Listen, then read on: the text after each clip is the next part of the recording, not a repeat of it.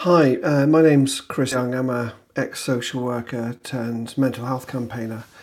I'm on the 19th day of my hunger strike against the rollout of universal credit. Universal credit here in the UK is a benefit that was designed to crunch down the six benefits that were together quite a complex system into one single application process to make the whole system simpler for folk.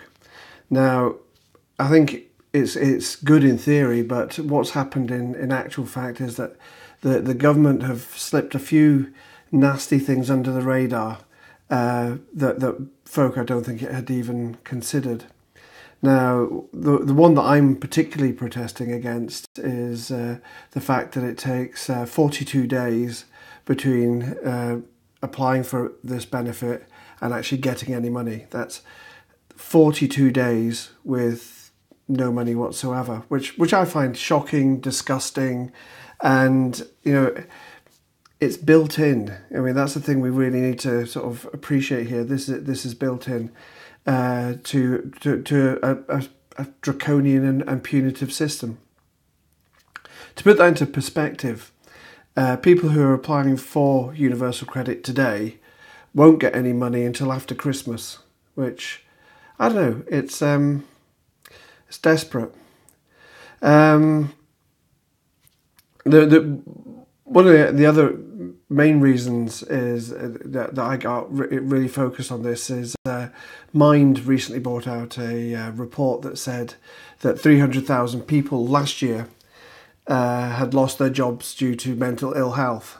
So I'm imagining these 300,000 people who, because of austerity, suddenly realise there aren't any services, are then hit with a double whammy of having absolutely no money for 42 days. 42 days with no money.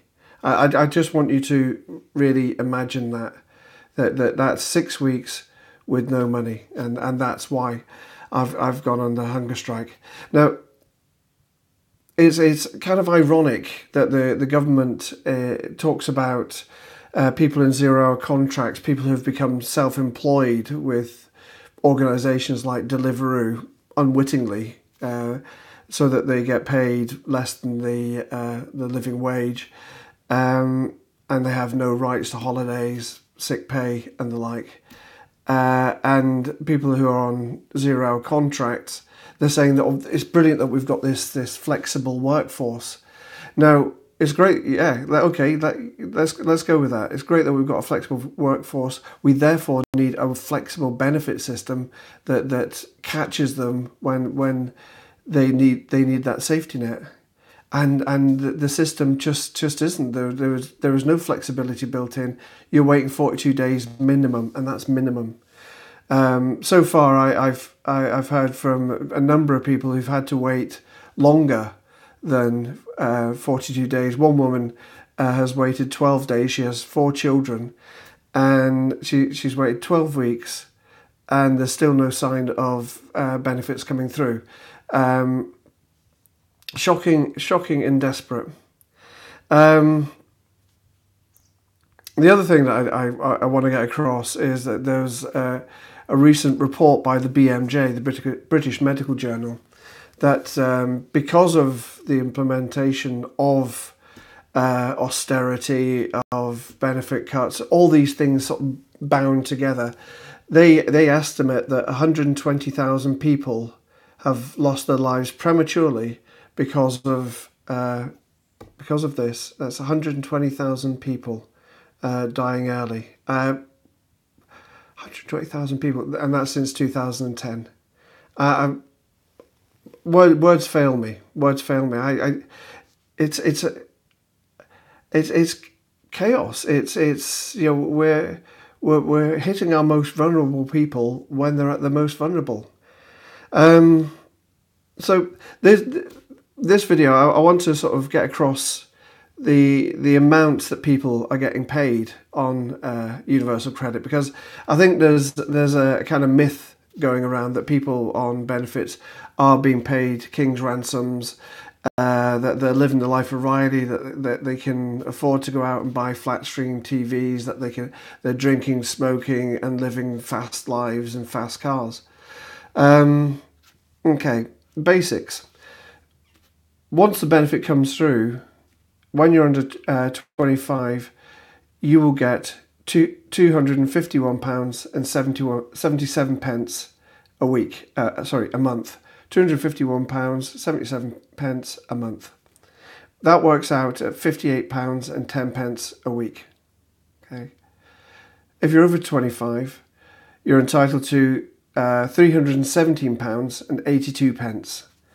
That works out at £73 and £34 a week. Now, we're being told by the government that when people apply for the benefit and they're in financial hardship, which I'm going to say is probably 100%. I don't know. It's a lot. So that they are eligible for crisis payments. Now, this seems to be an absolute postcode lottery. Some people get it, some people don't. Some people don't even know they can apply for it. It's down to the Department of Work and Pensions, the workers, to highlight this for people, because many people who apply for universal credit, they've got no idea that they're entitled to apply for this. So these crisis payments. First of all, the first thing to note is that it has to be paid back when they get their paltry benefits at the end of this 12 weeks. They have to pay this money back. So I'm going to focus on under 25s, and the first thing that jumps out is they will be getting £29 and 5 pence a week. That's £29 5 pence a week. I'm not sure about you, but I really think I desperately struggle on £29 and 5 pence a week. And on first glance, you think, well, £29 and 5 pence, I could feed myself with that. But that's not the only issue. I had a look around the interweb, and I found that the average price for fuel bills a week work out at £25 and 85 pence. That's £25, 85 pence. That's either combined electric and gas or just electric. So out of your £29 and 5 pence, that's not leaving an awful lot for your cigarettes and whiskey and fast living, is it? So it might be time to change that internal rhetoric that you might have that says these people are living the life of Riley at my expense. These are desperate times, and these crisis payments, it feels like they're causing crisis. I mean, what would you do if you're left with that? The other thing to really focus on as well is that people who are on low income or on benefits, they're likely to be the people who are paying the most for their gas and electric bills, because they have to use power cards, and power cards are the most inefficient way of paying for power and the most expensive way. So when I say £25 and 85 pence, Joe, I have a feeling that people are paying more than that. But let's go on the side of the government, and let's think. Okay, well, let's think maybe people are left with this. Let's say they're left with £9 a week for food, and that's you can buy an awful lot of pasta for that. But it's I don't know. It's pretty minimalist. But then let's have a think. What else do people have to pay for? Well, I don't know about you. I was when I lost my job as a social worker, one of the things that jumps out at you is that you have accrued thousands of pounds of debt while you're working, because while you're working, debt's absolutely fine. When you're not, contacting all these people and saying, oh, by the way, those payments I was planning to make, they're not going to happen. I don't have any money. So you're then into some world of negotiation and threatening letters and all kinds of horrible things. What about the phone contract that you might have? Can you stop it? Most contracts say you can't. And the other thing is, what about broadband? Now, a lot of people would say broadband is a luxury, and I think if you are living in an African village somewhere, then yes, it would be seen as a luxury. But when you apply for universal credit, they want you to do it online. So there you are. Basically, you need access to broadband. You need access to the internet. Now, the other problem is, above and beyond the fact that you can't afford it, is that we've had swinging cuts to local libraries, and people just don't have access to the internet anymore. So I'm not entirely sure how these people are supposed to sort of exist in modern day society. One of my other big bugbears about this system is that there's a system of sanctioning. Now, people can have their benefits stopped for anything between 3 days and 3 years through benefit sanctions. And this can be for anything between, not filling out a form correctly, not dotting your I's or crossing your T's correctly, to missing a meeting for whatever reason, a hospital appointment, whatever. It feels completely arbitrary, and it feels it's at the whim of the assessor. And this is a huge concern for me, because this is punishment without due legal process. This is punishment without going to court and applying a fine. This is an impingement of people's human rights. The government says that they only use sanctions as a last resort. Now, this clearly isn't true. Recently, some statistics came out of Leeds, one of the first areas to have universal credits applied to them, and they found that 25% of all applicants had their benefits sanctioned. That's 1/4 of everybody who applied had their benefits stopped. That doesn't sound like a last resort to me. It sounds like a money-saving exercise by the government. The other thing that really sort of strikes me is that people with mental health problems are hugely overrepresented in this cohort, in this group. That it's time and time again, it's people with mental health problems who are getting sanctioned for whatever reason. So again, our most vulnerable being made even more vulnerable. In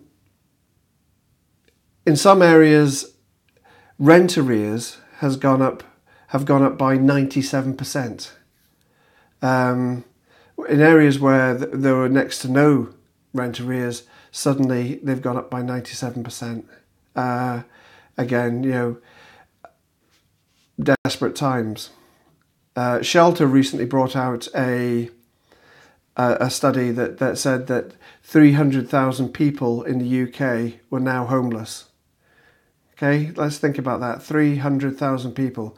Just to sort of help with a bit of clarity there. That's roughly the population of Newcastle in the UK, homeless today. I don't know. It's desperate times. Now, one of the reasons I went on this hunger strike was to show solidarity, to raise awareness of how ridiculous universal credits are in their current form. They talk about it preparing people for work. They talk about it making work pay. Now, one of the first things that struck me was that 30% of people who become unemployed, they find a job within 5 weeks. So that's 30%. 30% of people don't get any support from the state whatsoever. So they fall into debt. They fall prey to payday lenders with loans up to 1,500%.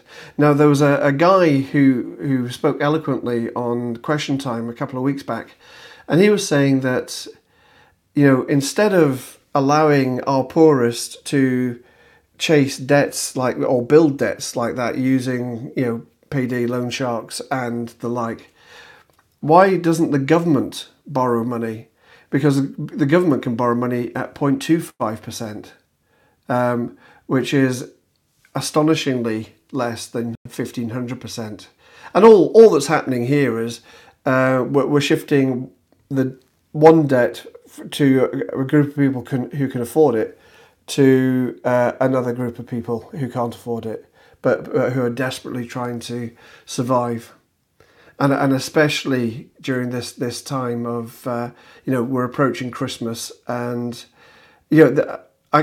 I can't imagine what it must be like to have children in this time, thinking, we're all being told that, Christmas is just around the corner, and if you've been good, you'll get lots of presents, and there's going to be a horrible reality for folk that children are going to be hit with that horrible disappointment. Culturally, you feel like you're not part of society, of our lovely country, and that breaks my heart. So back to the hunger strike. Things that have that affect me are that I feel the cold far more acutely now, which is completely unheard of for me, because I was known as sort of Mr. Asbestos for a while, because I don't feel the cold like normal humans. So you've got people who are feeling the cold and experience cold. Now, they'll be tossing up in their minds, do I heat or do I eat? What do I do? Now, for those of you who don't know about hypothermia isn't just something that you get when you go walking in the Arctic. Hypothermia is insidious. It creeps in when you've been living in lower temperatures for a long time, and hypothermia will kill you. I suspect this is what happened to a woman just recently in Liverpool who had her own mental health problems, but she refused to put the heating on until her children got home. So she was spending the money on heating on them, and she's a 38-year-old woman, and she died. And I'm guessing that's highly likely why she died. I'm very privileged. I'm in a position where I can take a hot bath. I live in a house with heating, and these are things that just aren't available to a lot of people who are in this terrible situation. The government will tell us at the next budget that they're talking about bringing down the waiting time of universal credit from 42 days. They're talking about reducing it by 7 days. I don't know about you, but 35 days feels every bit as unappealing as 42 days. 35 days with no money is useless. It's desperate. We should have a maximum, we should be demanding a maximum waiting time of 1 week, because otherwise people are going to be plunging themselves into debt, into difficulty, suffering the cold and hunger. I can't emphasize it enough. Use of food banks has increased exponentially. We're told by some politicians that people use food banks for complex reasons. I can't think of those complex reasons. I've yet to bump into the person who bought a holiday in Barbados and then decided to go to the food bank to supplement their income. Going to a food bank is shrouded in shame. People don't go there on a whim. People go there because they're poor, they're in poverty, they're struggling, their lives are difficult. Now, again, a lot of you won't know this, but you can only go to the food bank 3 times a year. That's 3 times a year maximum. You just can't. We can't live like this. So I'm back to the hunger strike. I'm imagining myself applying for work. I'm knackered. I have no energy. I've got possibly underlying hypothermia, and I'm supposed to be portraying myself in a positive light. I'm not sure if that's setting me up to work. By which I mean it certainly isn't setting me up for work. It's a myth. The system isn't failing. That's the thing to hold in your mind. The system isn't failing. The system is doing exactly what the system was set up to do. And that's to punish people for being unemployed, to punish people for being poor. That's what it's doing today. What I want you to do is contact your local councillors, contact your local MPs. Both have regular surgeries, both are contactable by email, letter, phone. It's easy to do it. We live in a democracy. Just recently, the government lost 2 major debates on universal credit. And I don't think it'll take much for us to work together to get the debate back in Parliament and get them to think again, get them to withdraw this ridiculous benefit until it's fit for purpose, until it serves the most vulnerable people at the right time, in good time. Okay, I'll